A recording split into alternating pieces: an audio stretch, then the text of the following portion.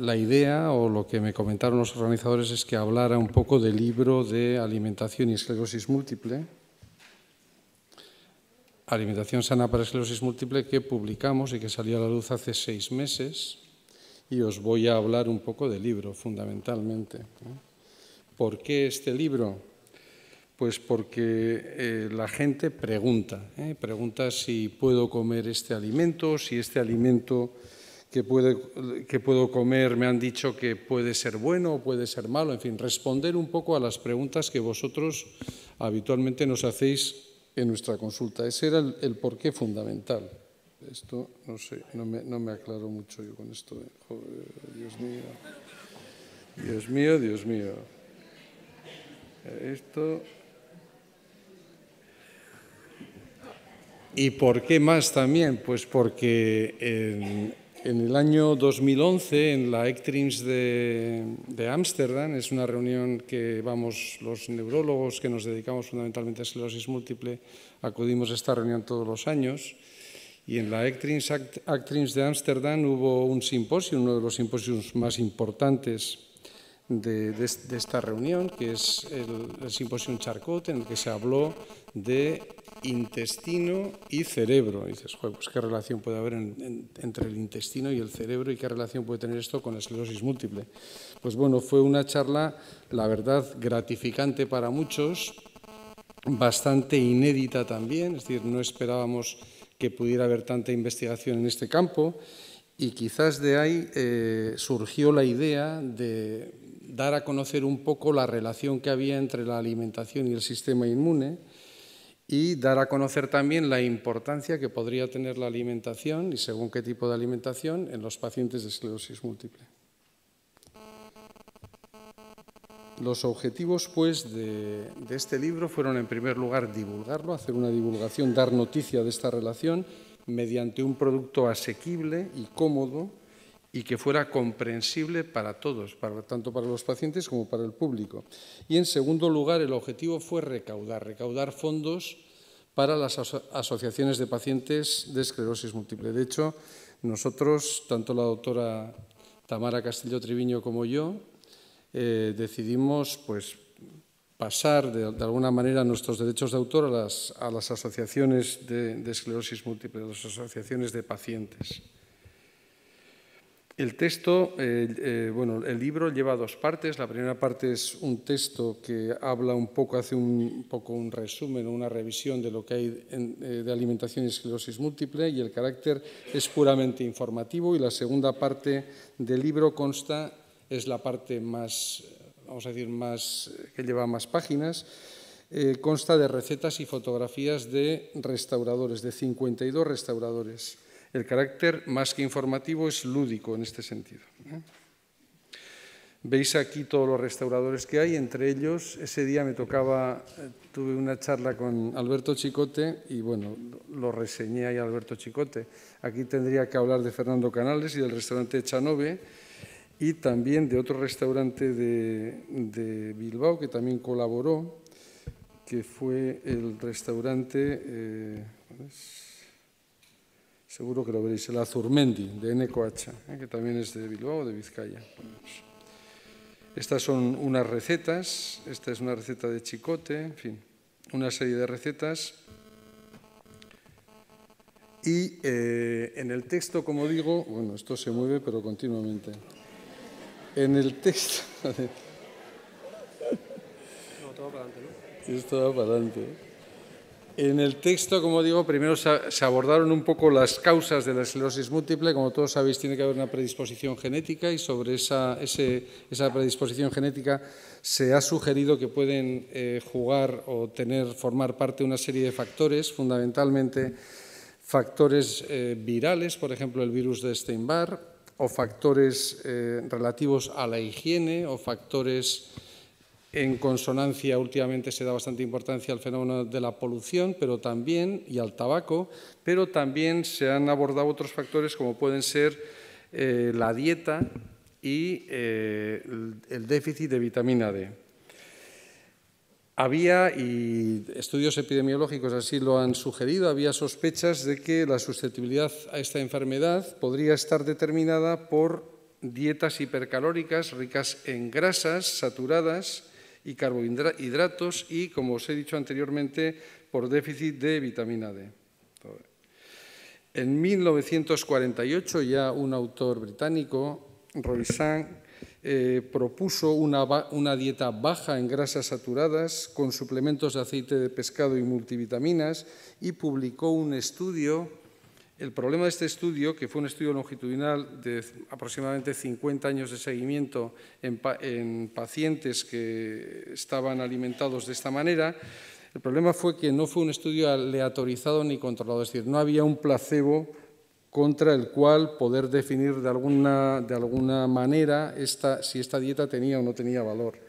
Lo que sí observó Swank, por lo menos observó que aquellos pacientes que seguían esta dieta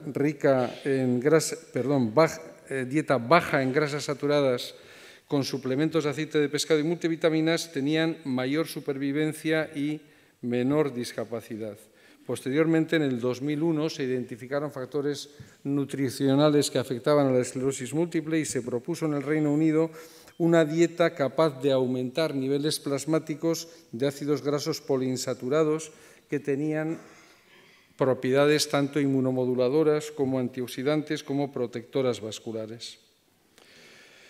La segunda parte del texto del libro, es averiguar si los alimentos de la dieta o los suplementos nutricionales podrían servir como tratamiento de la enfermedad. En este sentido, sabíamos, por una parte, la limitación del tratamiento inmunomodulador. Había una respuesta subóptima en alrededor de un 30% de los pacientes, había unos efectos adversos y una disminución de la adherencia en bastantes pacientes. Todo ello, de alguna manera, por todo ello, aproximadamente un 70% de pacientes han utilizado o siguen utilizando terapias alternativas complementarias para ver si estos suplementos vitamínicos o estas cosas que se obtienen en herboristerías, etcétera, o tiendas especializadas, pueden, de alguna manera, mejorar lo que el tratamiento habitual o que el tratamiento indicado logra. Parece que los resultados más prometedores se obtienen con dietas bajas en grasas saturadas y con aporte de ácidos grasos omega 3, ácido lipoico y vitamina D, quizás porque tengan un papel tanto antiinflamatorio y neuroprotector. Se busca fundamentalmente el papel neuroprotector, como antes señalaba en su charla el doctor Antigüedad, se le está dando globalmente a toda la comunidad científica cada vez mayor importancia a los fármacos con este papel neuroprotector. De manera que no es raro que sociedades internacionales de esclerosis múltiple y los sistemas nacionales de salud de algunos países apoyan la investigación en esta área, en el área de la alimentación en la esclerosis múltiple. De ahí que hayan surgido múltiples papers, múltiples artículos en revistas especializadas que nos hablan de este tema.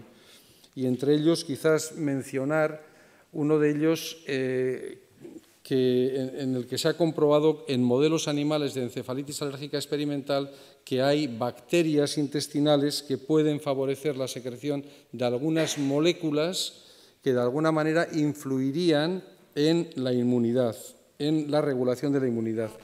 Por ejemplo, esta molécula, el polisacárido A, es capaz de inducir la producción de linfocitos reguladores, linfocitos antiinflamatorios. En cambio, la ausencia de esta molécula daría lugar a todo lo contrario. Habría una producción mayor de linfocitos inflamatorios y se empeoraría la encefalitis alérgica experimental. Esto podría en algún momento tener una aplicación práctica, pero de momento no lo tenemos. Lo que está claro es que, como se expone en el titular de este otro paper del 2012, parece que la flora intestinal puede de alguna manera ser la conductora, la que regule o la reguladora un poco del sistema inmune del organismo.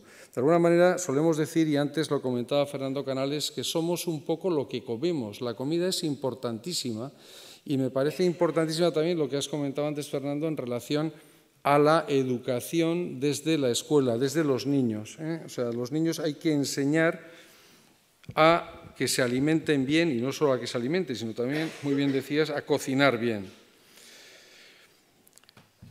Un paso adelante ha sido el estudio molecular de la nutrición, el estudio, molecular de los elementos que forman la nutrición. Ahora podemos disponer de unas bases moleculares de los alimentos y de esta manera se han descubierto moléculas que son bioactivas y que tienen unas propiedades antiinflamatorias, antioxidantes, neuroprotectoras, etcétera.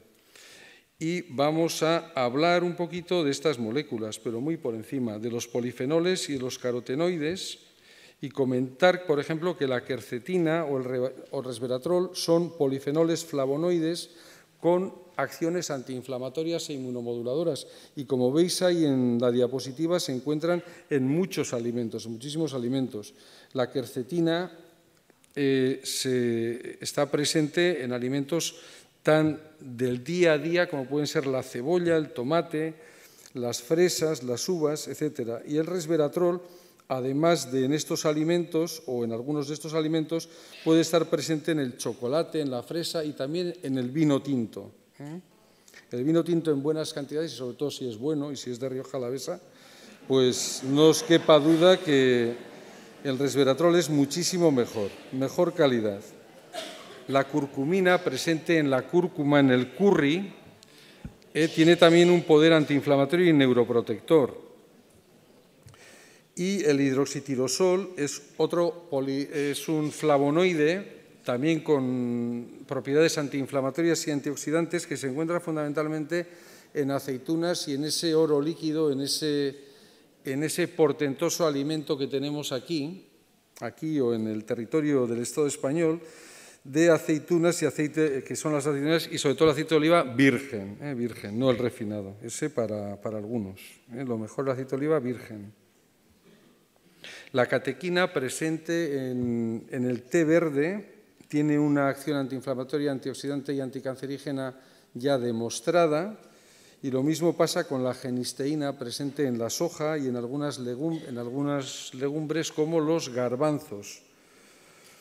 El licopeno está presente, por ejemplo, en la sandía, en frutos cítricos, sandía, naranja y también en el tomate. Y hay que tener presente también que el tomate se absorbe mucho mejor si se toma con aceite. O sea que el pan tumaca de los catalanes no es ninguna tontería, lo saben hacer bien.